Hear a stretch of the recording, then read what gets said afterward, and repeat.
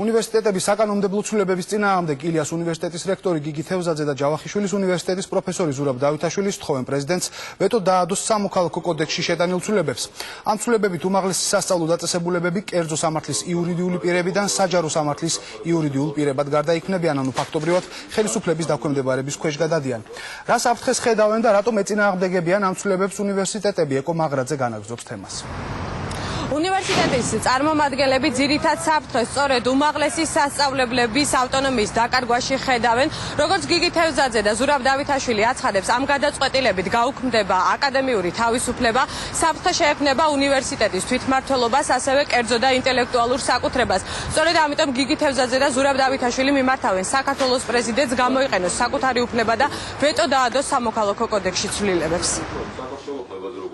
თავისთავად ეს შესწორება კიდევ ბევრ რაღაცას გამოიწვევს, რომ ეს ცვლილება რომ განხორციელდეს და მთავრობას მიეცეს ამის უფლება და შემდეგ ამის განხორციელების უფლება, მაგრამ თავისთავად ეს ფაქტი, რომ ამ შესწორებით უნივერსიტეტის ავტონომია იზღუდება, ეს არის ჩვენი წუხილის საფუძველი და ვთვლით, რომ ის რაც იყო მიღწეული აი ამ წლების განმავლობაში უნივერსიტეტის ავტონომიის და თვითმმართველობის მხრივ, ეს ამითი ეს ფერხდება და ზიანი ადგება. და იცით ყველა რომ ავტონომია თვითმმართველობა ეს არის აკადემიური თავისუფლების საფუძველი. თუ არ არის ავტონომია თვითმმართველობა, არ არის უნივერსიტეტი.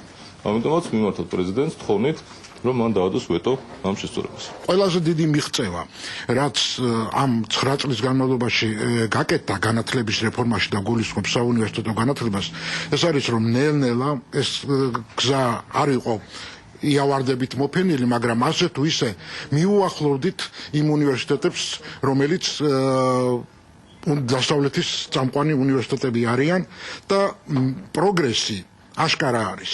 ახლა მივაჩნია, რომ უკან დაბრუნება, ანუ სახელმწიფოს ხელში გადასვლა უნივერსიტეტისა, ნამდვილად იქნება ისეთი უკან გადადგმული ნაბიჯი, საიდანაც გამოსვლა შემდეგ საკმაოდ გაგვიჭირდება.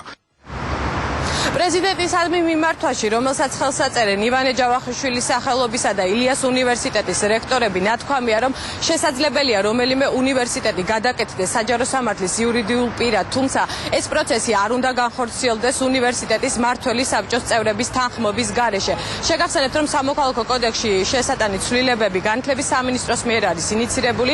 ეს ცვლილებები პარლამენტმა სამი მოსმენით უკვე მიიღო, თუმცა კანონი ძალაში ჯერ არ შესულა.